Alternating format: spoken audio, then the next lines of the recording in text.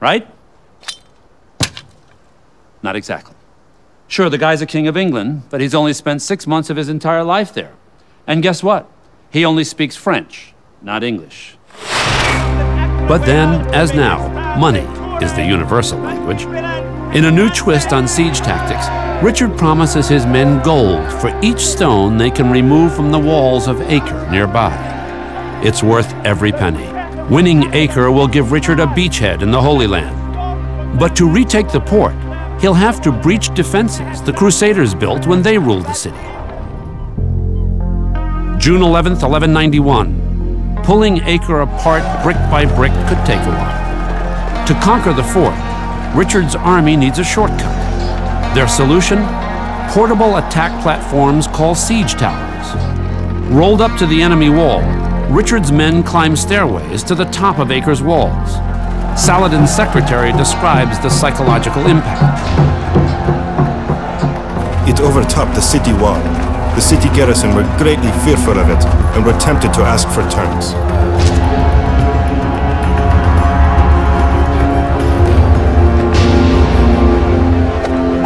July 12th, 1191. Just over a month after Richard's arrival, the city of Acre falls to the Crusaders. It was written that Saladin looked like a mother who had lost a child. Meanwhile, Richard grows impatient when Saladin is slow to negotiate the terms of surrender. The English king orders Muslim prisoners led out of the city. One by one, they are slaughtered. 2,700 men in all. And this is a great stain on Richard's reputation historically, and undercuts the kind of mythologizing and romanticizing of Richard in European lore. As epic as the Battle of Acre is the struggle to uncover the site today. Since the Crusades ended, 2 Muslim cities were built over the original 13th century site. Over the past 12 years, hundreds of tons of debris have been removed. Emerging from the rubble, the majestic halls that once sheltered European occupiers. This is the main complex of the hospital. Here in this complex is a hospice that's going to take care of the pilgrim. Uncovering Acre has been the archaeological quest of Eleazar Stern. The excavations support written accounts that during the Crusades, Muslim practices are rubbing off on the Europeans. A case in point is the treatment of the sick. Before the Crusades, European hospitals were created exclusively to feed and house the poor, not to heal them. Often the sick were actually turned away. That's about to change. This excavated chamber is the site of a Crusader hospital and an order of knights called the Hospitallers. In essence, Hospitaller knights are warrior monks.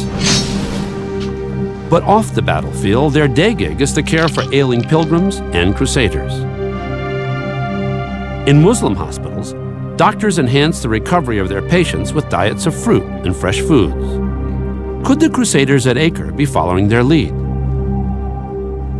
Scientists will find out from a source the rest of us would rather leave behind. No matter how pious, how civilized, or how cunning we are, pit stops are a timeless and universal reality. Ancient latrines from the Crusader hospital are discovered at Acre. The toilets drain into the bowels of the fort, and with luck, they may reveal what was inside the bowels of the Crusaders. Samples of Crusader night soil are shipped to a specialist in England. At Charing Cross Hospital in London, what is crap to the Crusaders is pay dirt for Dr. Piers Mitchell. So we set up a project where we could look at what people were eating, which gives us the ability to look for evidence of medical treatment. Separated by a centrifuge and heat, the raw material has a high yuck factor, but the results are no laughing matter. Forget being wounded in battle. The Crusaders' guts are under constant siege. by parasites. Hailing from the Mideast is the whitworm and the roundworm. But Mitchell also discovers this intestinal mascot. Now, the fish tapeworm eggs that we found are particularly interesting because they haven't been found in the Middle East prior to the time of the Crusades. So this shows that they must have come across with the Crusaders using those latrines. But along with signs of disease, there is evidence of therapeutic diets. Something dramatic has happened in the way people are being treated. They were encouraged to have salad leaves and a wide range of fruits, especially figs, apples, pears, pomegranates, and so on. Mitchell's analysis of feces revealed the Crusaders were not eating their usual fare, a diet rich in beans. Instead, the Crusaders consume wholesome bread and fresh fruits, the same types of foods that Muslim doctors gave their patients. The Crusades were one of the pivotal reasons as to why we started treating patients in European hospitals with medical treatment.